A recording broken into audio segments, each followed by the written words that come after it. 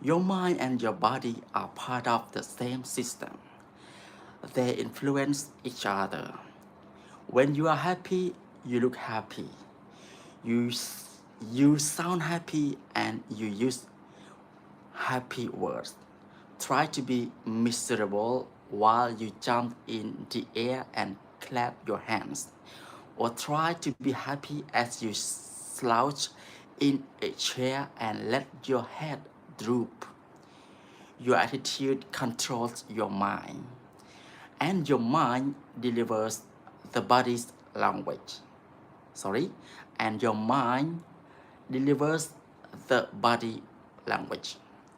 Attitudes set the quality and mood of your thoughts, your voice tone, your spoken words.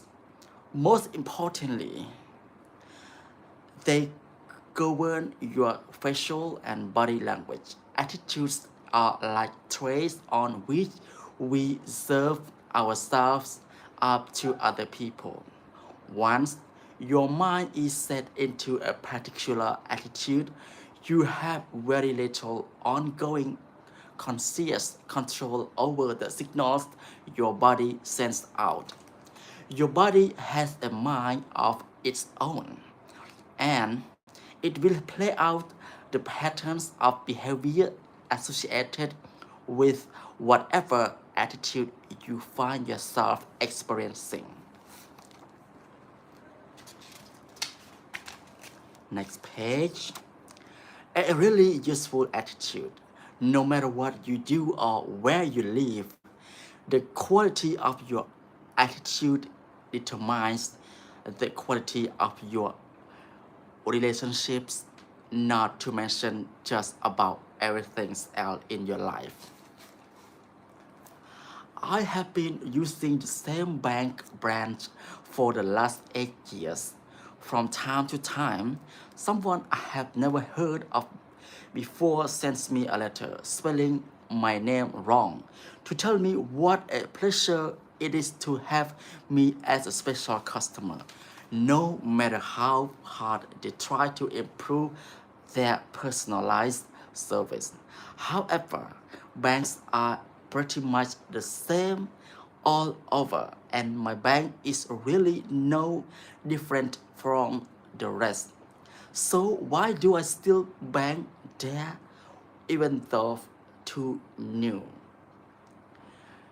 Competing banks have recently opened much closer to where I live. Convenience? Obviously not. Better rates? Nope. More services? No. It is none of these things. It's Luen's one of the stellar. What does Luen offer that the institution can't? She makes me feel good. I believe she's care about me, and other customer feel the same way about her. You can tell by the way they talk with her. This charming lady brightens up the whole place. Okay, keep going. How does Luann do it? Simple. She knows what she wants to please the customers and do her job well. She has a really useful attitude, or to be more practiced, two fully congruent, really useful attitudes. She is both cheery and interested, and everybody benefits.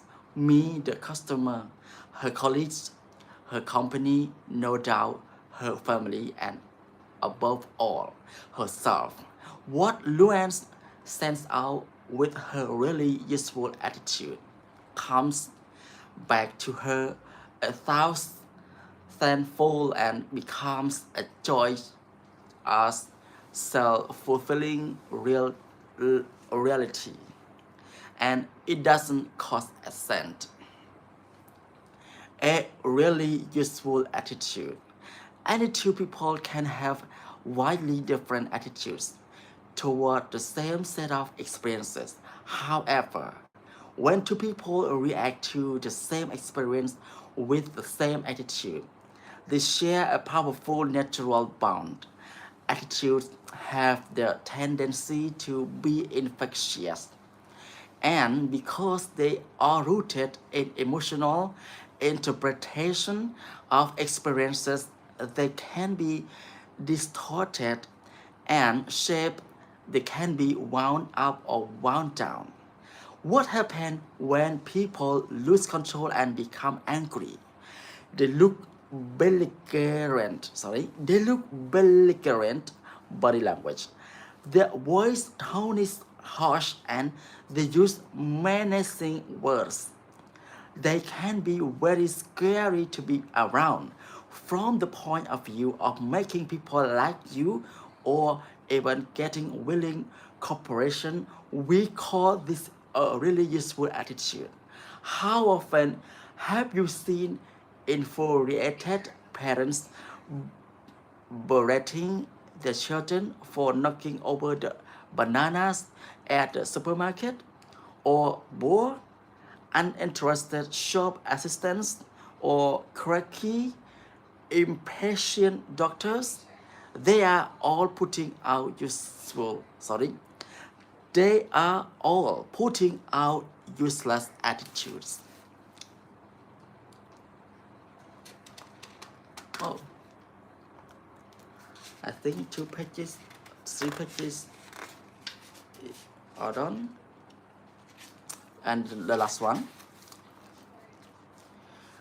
I'm not saying whether is this right or wrong. I'm just pointing out that from a communication standout, it doesn't deliver to a message very well, assuming they have a message. And that's often the point. Useless attitude tend to come from people who don't know what they really want from their communication. Remember, the K in KFC stand for no. Know what you want. If you don't know what you want, there is no message to deliver and no basis for connecting with other people. KFC, the K is stand for no. Know what you want. Know what you want from this live video. Okay, just enjoy me or just be my friend. Okay, go on. Most people think in terms of what they don't want as opposed to what they do want, and their attitude reflected. I don't want my boss yelling at me anymore comes with a whole different attitude than I want my boss's job, or I want to be promoted. Similarly, I am sick of selling neckties all day long. Sends a completely different attitude and set of signal to your imagination that does. I want to run a charter fishing boat in Honey Harbor. Your imagination is the strongest force that you possess, stronger than willpower. Think about it. Your imagination projects sensory experiences in your mind through the language of pictures, sounds, feelings, smells, and tastes. Your imagination distorts realities. It can work for you or against you. It can make you feel terrific or miserable. So the better the information you can feed into your imagination, the better it can organize your thinking and your attitudes and ultimately your life. Okay, so the part of reading English language is over, and I would like to say thank you so much and ขอบคุณมากครับคุณทุสดอนคุณชื่ออะไรนะครับมีการมาชมด้วยว่าหล่อจังครับขอบคุณมากนะครับผมนะ so I'm going to finish my video live from now on because it is the part of English reading, and I will go to Thai language reading next slide, and I will see you. see you next part